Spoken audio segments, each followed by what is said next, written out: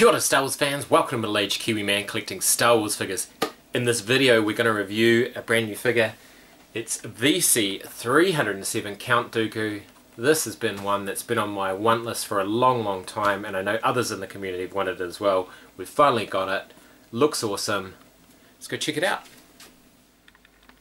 And there he is, Count Dooku, VC307 in all his carded glory.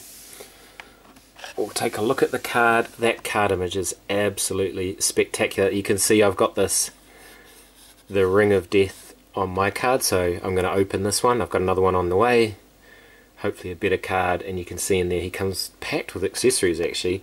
Love the blue background and name pill. And there we go, on the back, VC307, and again in 5 different languages, a little blurb about him. So aka Darth Tyrannus. So I just can't stop looking at that card back. It's so cool, but we'll get it open. Right, there he is in the bubble, and you can see it's one of those bubbles with the little tray in behind for his lightning effects for his hand.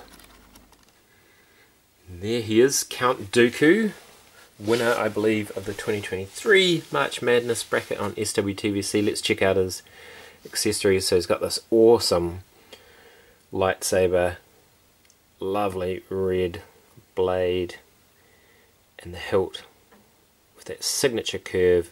Some paint apps on there.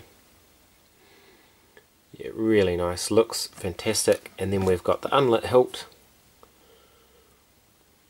And yeah, it's pointed out, I think in Boss Bounty's review, that it's made of a bendier plastic than the lightsaber. More like the gun's plastic. And then we've got this lightning effect, which I believe is it's just the same one that comes in Emperor Palpatine, but it's painted slightly different. You got Palpatine's disgusting fingernails and paint job, so that actually looks quite youthful for a 83-year-old man. And let's have a look at the figure himself. Look at that face sculpt. That is absolutely outstanding. I'll bring it a bit closer. That is Christopher Lee. Man, he looks awesome. But we just have to check one thing.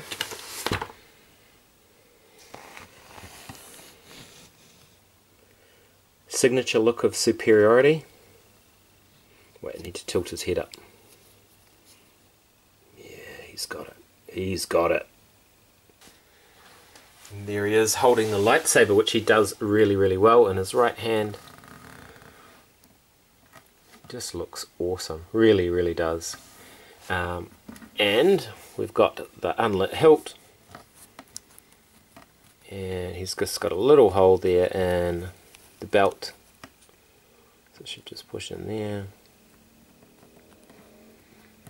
and that hangs there really nicely if you want to have him just before he starts his duel.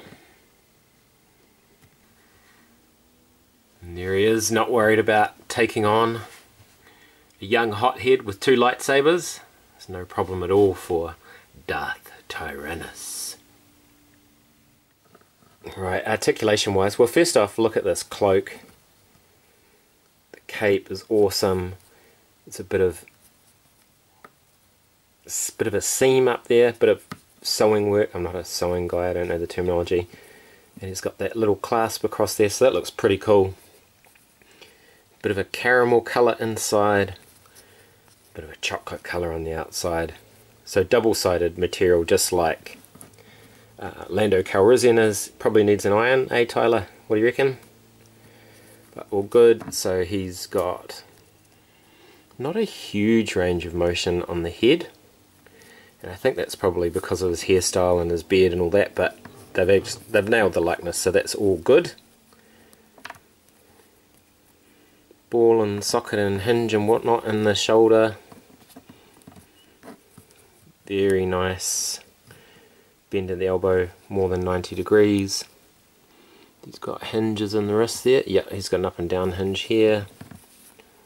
and he's got, I think, probably a side-to-side hinge in that wrist. He's got a tiny crunch at the waist, and he's got the barbell style hips, thigh swivel as well, just over, bang on 90 really for the knee, and then rocker ankles. So he is pretty amazing. The likeness is amazing, the soft goods are awesome, basically a perfect Count Dooku and worth the wait. And there he is using his Force Lightning and with the hilt in his belt.